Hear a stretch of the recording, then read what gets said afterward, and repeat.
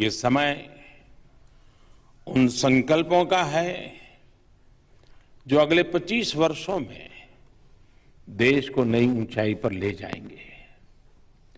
देश की इस अमृत यात्रा में ease of doing business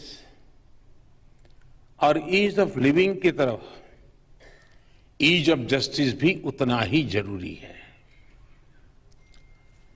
national legal service authority और सभी डिस्ट्रिक्ट लीगल सर्विसेज अथॉरिटीज इसमें बहुत बड़ी भूमिका निभा सकते हैं। इस आयोजन के लिए विशेष करके ललित जी को और आप सबको बहुत बहुत बधाई भी देता हूं, बहुत बहुत शुभकामनाएं देता हूं। हमारे यहां न्याय की संकल्पना में कहा गया है, अंगेन गात्रम नयने वक्त्रम न्यायेन राज्यम लवणेन भोज्यम। अर्थात जैसे विभिन्न अंगों से शरीर की, आंखों से चेहरे की और नमक से खाने की सार्थकता पूरी होती है, वैसे ही देश के लिए न्याय भी उतना ही महत्वपूर्ण है। आप सब यहां संविधान के एक्सपर्ट्स और जानकार हैं। हमारे संविधान का आर्टिकल 39A जो कि directive principle of state policy के अंतर्गत आता है, उसने लीगल एड को बहुत प्राथमिकता दी है। इसका महत्व हम देश में लोगों के भरोसे से देख सकते हैं।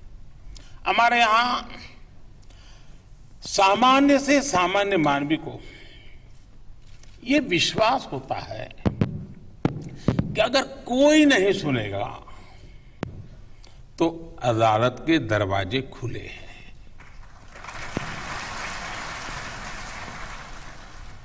न्याय का ये भरोसा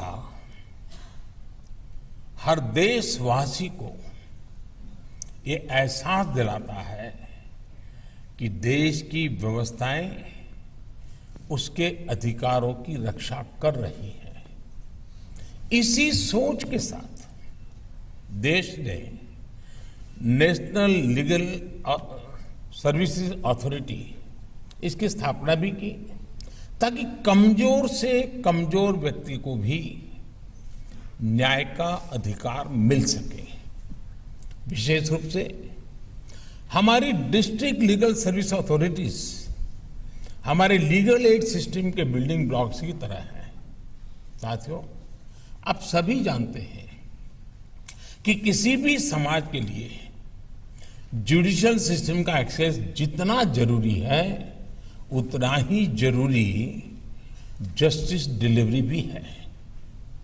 इसमें एक अहम योगदान जुडिशियल इंफ्रास्ट्रक्चर का भी होता है।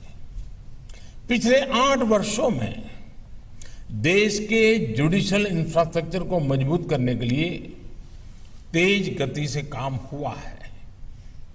जुडिशियल इंफ्रास्ट्रक्चर को आधुनिक बनाने के लिए 9,000 करोड़ रुपए खर्च किए जा रहे हैं। देश में कोर्ट हॉल्स की संख्या भी बढ़ी है। जुडिशियल इंफ्रास्ट्रक्चर के निर्माण में ये तेजी जस्टिस डिलीवरी को भी स्पीड अप करेगी।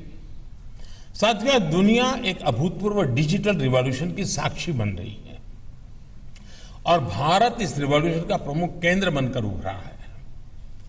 कुछ साल पहले देश जब भीम यूपीआई और डिजिटल पेमेंट्स की शुरुआत कर रहा था, तो कुछ लोगों को लगता था कि ये छोटे से क्षेत्र तक सीमित रहेगा। लेकिन आज हम गांव-गांव में डिजिटल पेमेंट होते देख रहे हैं। आज पूरी दुनिया में जितने रियल टाइम डिजिटल पेमेंट्स हो रहे हैं, उसमें दुनिया में, उसमें 40% अकेले भारत में हो रहे हैं। रेहड़ी पटरी और ठेले वाले लोगों से लेकर गांव गरीब तक डिजिटल पेमेंट अब हर व्यक्ति के लिए सहज दिनचर्या का हिस्सा बन रहा है। जब देश में इनोवेशन और एडेप्टेशन की इतनी स्वाभाविक क्षमता हो, तो जस्टिस डिलीवरी में टेक्नोलॉजी के इस्तेमाल के लिए इससे बेहतर समय नहीं हो सकता है।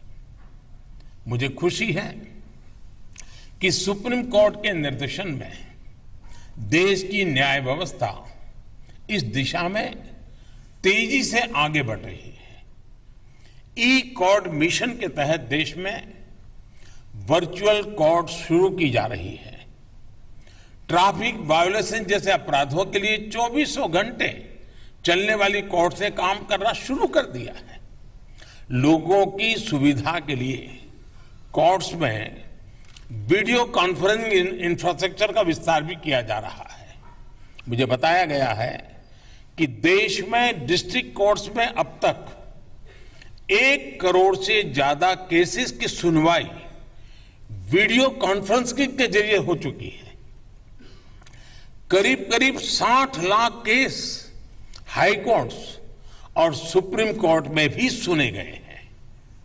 कोरोना के समय हमने जिस विकल्प के तौर पर एडप्ट किया, वो अब व्यवस्था का हिस्सा बन रहा है। ये इस बात का प्रमाण है कि हमारी न्याय व्यवस्था न्याय के प्राचीन भारतीय मूल्यों के लिए भी प्रतिबद्ध है और 21वीं सदी की रियलिटीज के साथ मैच करने के लिए भी तैयार है। इसका श्रेय आप सभी महानुभावों को जाता है। मैं आप सभी के इस प्रयासों की सराहना करता हूं। साथियों, सामान्य मानवीय तक जस्टिस डिलीवरी के लिए नेशनल लीगल सर्विस अथॉरिटी और सभी डिस्ट्रिक्ट लीगल सर्विस अथॉरिटीज को भी टेक्नोलॉजी की इस ताकत का अधिक से अधिक इस्तेमाल करना होगा। एक आम नागरिक संविधान में अपने अधिकारों से परिचित हो, अपने कर्तव्यों से परिचित हो, उसे अपने संविधान और संवैधानिक संरचनाओं की जानकारी हो, रूल्स और रेमेडीज इसकी जानकारी हो। इसमें भी टेक्नोलॉजी एक बड़ी भूमिका निभा सकती है। पिछले साल आदरणीय राष्ट्रपति जी ने लीगल लिटरेसी और अवेयरनेस के लिए पान इंडिया आउटरीच कैंपेन लॉन्च किया था। इसमें डिस्ट्रिक्ट लीगल सर्विस अथॉरिटीज ने बहुत बड़ी भूमिका निभाई थी। इसके पहले 2017 में pro bono legal service program भी लॉन्च किया गया था। इसमें मोबाइल और वेब एप्स के जरिए लीगल सर्विसेज को आम लोगों के लिए एक्सपांड किया गया था। इस तरह के प्रयासों में अब ये अथॉरिटीज एक कदम और आगे बढ़कर नेक्स्ट जेन टेक्नोलॉजीज का इस्तेमाल करेगी तो जनता का और हित होगा। साथियों, आजादी के 75 साल का ये समय हमारे लिए कर्तव्य काल का समय है। हमें ऐसे सभी क्षेत्रों पर काम करना होगा जो अभी तक उपेक्षित रहे हैं। देश में अंडर ट्रायल कैदियों से जुड़े मानवीय विषय पर सुप्रीम कोर्ट द्वारा पहले भी कई बार संवेदनशीलता दिखाई गई है। ऐसे कितने ही कैदी हैं जो कानूनी सहायता के इंतजार में वर्षों से जेलों में बंद है। हमारी डिस्ट्रिक्ट लीगल सर्विस अथॉरिटीज इन कैदियों को कानूनी सहायता देने का जिम्मा उठा सकती है। आज यहां देश भर से डिस्ट्रिक्ट जजेज आए हैं। मेरा उनसे आग्रह है कि district level under trial review committee के चेयरमैन होने के नाते अंडर ट्रायल कैदियों की रिहाई में तेजी लाएं। वैसे मुझे बताया गया है कि नालसा ने इस दिशा में कैंपेन भी शुरू कर दिया है। मैं इसके लिए आपको बधाई देता हूं, आप सबको बधाई देता हूं और अपेक्षा करता हूं कि आप लीगल एड के जरिए इस अभियान को सफल बनाएंगे। मैं बार काउंसिल से भी आग्रह करूंगा कि इस अभियान से ज्यादा लॉयर्स को जुड़ने के लिए प्रेरित करें। साथियों, मुझे आशा है हम सभी के प्रयास इस अमृत काल में देश के संकल्पों को नई दिशा देंगे। इसी विश्वास के साथ मुझे आपके बीच आने का अवसर मिला, इसके लिए भी मैं आप सबका धन्यवाद करता हूं और मुझे विश्वास है कि 2 दिन का ये आपका मंथन